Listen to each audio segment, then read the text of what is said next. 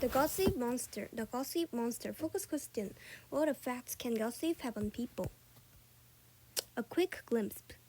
I know it isn't a good excuse for what I did, but Zell had never been very nice to me. Just that morning, he'd call me Jeremy instead of Jamie when I got on the bus. The same calling was a long and humiliating story. Last summer, I ended up in the hospital with a really bad flu, and a few kids started a rumor saying I'd gotten sick by crawling through garbage. I don't know who came up with the nickname Jeremy, but Dell still hadn't let it go. Try as I might to ignore him, it still bothered me. So when our principal, Mrs. Cosgrove, poked her head inside our classroom and quietly asked Dell to come to her office, I naturally thought that he'd done something mean to someone. After all, it wouldn't have been the first time. During morning recess, through the window, I caught a glimpse of Dell sitting in the principal's office. A woman I didn't recognize stood between him and a smaller boy in another chair. The boy was crying and the woman was trying to comfort him while Dell scolded. Do you see that? I asked my friends, but just at that moment, Mrs. Cosgrove snapped the blinds shut. What? Asked May. Dell was in Principal Congrove's office, and he and the principal both seemed angry. A little kid and a woman were in there with them, but I've never seen them before. Dell's constantly in Principal Cosgrove's office, May said. Maybe he said something mean to that poor little guy, I said, thinking out loud. Cassie shrugged. Sounds like Dale, she said. The longer I thought about what I saw, the worse the situation seemed. The crying kid couldn't have been any more than a first grader or maybe even a kindergartner. I thought of all the mean things Dell had said to my friends and me, and it made me angry. At the end of the day, I realized that Dell had never returned to class. On the way to catch up with my friends, I peeked through the principal's window again, but the office was deserted. I spotted Cassie and ran over to her. Dell never came back to class today. He must have been sent home, I whispered, jumping to my first conclusion. Cassie's eyes widened. It felt good to see her too interested in what I said. I bet he did something really terrible to that poor little kid. Now that I think about it, I remember the kid's face looking puffy, like maybe Dell hit him. Cassie looked even more shocked. Just then, May ran up behind us and asked what we were talking about. Jamie thinks Dell might have picked up a kindergartner because he was sent home and never came back, Cassie said. May's mouth fell open, and without thinking, I nodded in agreement. The big story. The next morning before school, my friends and I were at our usual spot around the swings when a ball rolled by from the nearby kickball game. Hey, my friend Matt said as he jogged over to pick up the ball. Have you seen Dell? I realized no one has called me Jeremy on the bus that morning and said, no, why? Matt stepped closer to whisper. I heard Principal Cosgrove expelled him for beating up a kindergartner, he said. I guess he punched out the kid's teeth and gave him 2 shiners. Everyone gasped, and I buried my feet into the sand beneath the swing. That couldn't have been what actually happened. I hadn't seen any black eyes or missing teeth. Dell wasn't at school, though, so maybe he had been expelled. Where did you hear that? I asked. Matt shrugged and said, the whole school's talking about it. Jamie, you are right, Cassie said, and everyone nodded. I was surprised that so many people had heard my assumptions and passed them on. I told myself that it didn't really matter that they had changed parts of the story because we were all just having fun, right? I couldn't imagine that Dell would even care. By the time we sat down for class, everyone was whispering about Dell's explosion. So we were surprised when he walked through the door. All the kids fell silent and stared at Dell, made him wait to his seat at the back of the classroom. He looked at the ground till he sat down, and the kids next to him shifted their desks away. What's your problem, Dork? Dell snorted at the boy next to him. I don't want to attack me, the kids taunted. A few people laughed. Yeah, I might, said Dell. I could tell he figured it was a joke, but some students gasped in horror, as if was admitting he did beat up someone. For our science lab, we had to split up into groups, but no one wanted to work with Dell.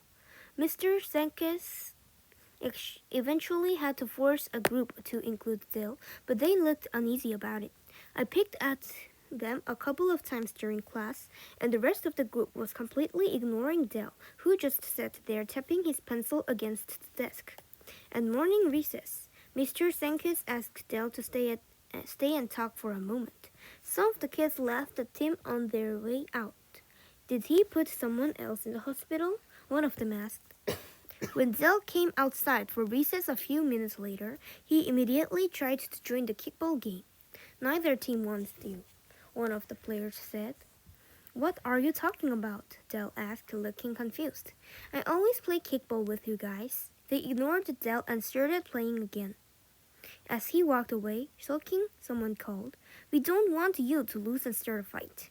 Dell sat by himself on the bench against the building while the rest of the school enjoyed their recess around him.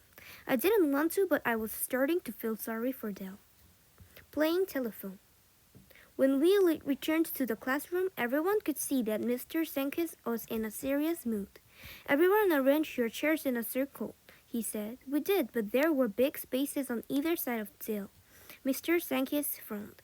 We are going to play telephone. I'm going to write down a sentence on this card. I'll whisper the sentence into Said's ear, and then he'll whisper that he hears to the next person. Remember to pass on exactly what you believe you hear. Mr. Sankis wrote something on the card, turned the card face down, and then whispered into Said's ear. Said whispered to the next person, and she whispered to the next. By the time it came around to me, it sounded like double leaves everything in your ear. What? That's ridiculous, I exclaimed. Just repeat exactly what you hear. Mr. Sankis instructed, so I continued.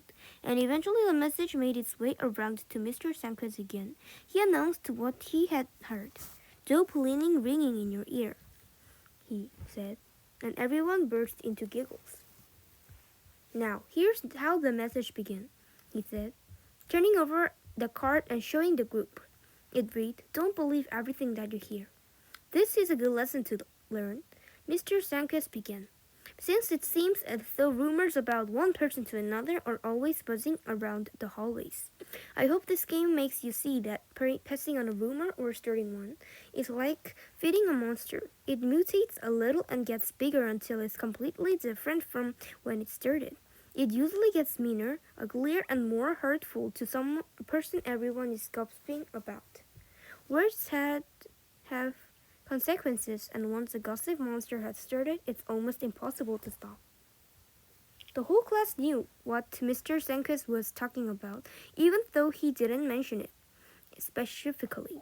A few people glanced at Dell, who looked pretty embarrassed.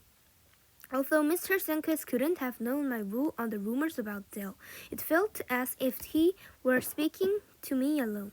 I swallowed, feeling the red-hot glued all over my face. I hope that my students wouldn't feel gossip monsters because I've taught my students to treat each other with respect. Mr. Sankis said with finality. He was right, and I knew it, which made me feel horrible. I thought my friends would feel just as bad and that they would blame me. All I could think about until lunchtime were the awful things they would say to me.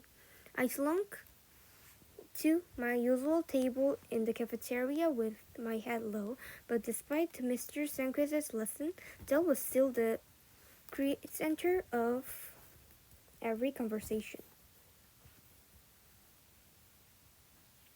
My mom's a nurse, and she saw the kid in the hospital looking as if he hit a truck, someone said. Why haven't Dad expelled him already? Aren't they concerned that he'll keep beating up kindergartners? Someone else asked. Maybe they'll send Dell to prison, said another. They're sending Dell to prison, a kid at another table hissed. The rumor was growing completely out of control. I pictured each statement joining, growing, and mutating with each assumption into a gross beast that nibbled on Dell. Meanwhile, my friends and I sat around and talked as if there were nothing wrong, and Dell ate lunch alone. Someone threw a roll and hit him in the back of the head as he was about to take a drink of his milk. Everyone laughed except me. I felt worse than I had ever felt. Even worse than when people started calling me Jeremy. I had to do something, but I wasn't sure what. I could explain to everyone that I had really seen, but would they even listen to me? Maybe if I just ignored it, the rumor would disappear as it almost had with people saying I like crawling through garbage. Doing nothing didn't seem right. I left my lunch. I was hungry. I wasn't hungry anyway, and went to talk to one person I thought would know what to do. Doing was fair. What can I help you with, Jamie? Mr. Sankis asked when I found him in his office. I tried to think of a way to describe that I happened without making myself look like a terrible person. Then I realized that trying to make myself look good was how the whole mess had started. Yesterday during recess, I looked in Principal Grove's window, and I saw Dell and a little kid in there with a woman. I began. Mr. Sanquez's expression quickly changed from kind and interested to worried. I hope you aren't going to tell me that you hear something awful about Dell, he said. Too many rumors are going around already. No, and I know they weren't true, I said, taking a deep breath and steadying myself, because I started them. Mr. Sanquez's eyebrows shot up. I saw a kindergartner crying, and a woman trying to comfort him. I told my friends that maybe Dell was in trouble for beating him up, and now the rumor has spread all over the school. Rumors tend to spread like wildfire, Mr. Sanquez said before he sighed and folded his hands on the table. Why would you say something too awful about Dell? Dell calls me names, and he's constantly in trouble. I just figured that he wasn't in trouble this time too. Mr. Sanquez looked at me for a moment, and I thought I was really in trouble. Then he said, I bet that game we played today really sparkled something inside your head. I nodded. Now you know that in real life it only takes one person jumping to a conclusion, making an assumption, or telling a little white lie to start a rumor that becomes really hurtful. I thought about what he had said, and he was right. The rumor about me crawling through garbage probably began as a joke between some people and just continued to grow. I talked about Dell without knowing what had really happened, I said. That's not fair or nice. But I loved the feeling when it started because I felt really popular. People were interested in what I had to say, and I was getting back at Dell for being mean. I hated to admit it, but even if Dell was a bully, I realized I'd been a bully too. Not by beating up anyone, but by gossiping. I think Mr. Sanquez could tell that I felt terrible. It's normal for people to jump to conclusions, Jamie. We see something happened and our minds started to build stories. We had to realize that the assumptions we make aren't necessarily the truth. The same goes for when you hear someone else gossiping, and shouldn't believe every story you hear. What do you do when you know for a fact that something is true? I asked. It's usually best not to gossip about people when they're not around, unless you're saying nice things, he said. Let people speak for themselves and let other people decide that they want to believe. As for name calling, he continued, that's wrong too. I'll talk to Dell about it. I think an apology to you is in order. But don't you think another apology is in order? Telling the truth. Outside, Dell sat alone and watched the kickball game. I walked to him. so nervous that I could hardly talk. Hey, I said. What do you want, Jeremy? Dell snapped without taking his eyes off the game. I almost retreated, but something in his voice sounded more hurt than angry. I want to apologize, I said simply. Dell refused to look at me, but he was paying attention. When I saw you in Principal Cosgrove's office yesterday, I told people that she sent you home for beating the kindergartner up. Beating up a little kid? Dell said, disgusted. That was my mom and my little brother. Oh, I said. I didn't even know Dell had a little brother. Now I felt even worse. I just wanted to apologize for saying something so mean. My dad got hurt, Dell said, finally looking at me as if he was challenging me. He's deployed overseas in the army. Mom was telling us that they're going to send him home. Will he be okay? I asked. Dell's angry face softened a bit. Yeah, my brother was just scared, he shrugged. Not that anyone will believe the truth, now that they think I beat him up. Anger crept back into his face. I'm really sorry to hear about your dad, and I'm glad he'll be okay. Okay, Jamie, he said with a shrug. It was the first time he'd used my real name in months. I almost smiled. He returned to watching the game as my friend pulled me away. Why aren't you talking to him? May asked. You don't know him to be friends with a kid beater. None of that's true, I said, and we shouldn't keep gossiping about it. You said the kid looked like he'd been beaten up, May retorted. That's what you told us, Cassie said. I did, I said. And that was wrong. I shouldn't have made those assumptions because none of them were true. I was talking to Dell because I had apologizing for gossiping about him when I didn't know the truth. Cassie, Matt, and May all looked at each other sheepishly, and I could tell that were thinking about the assumptions they had made about Dale. What did happen then? What did happen then? Asked Cassie.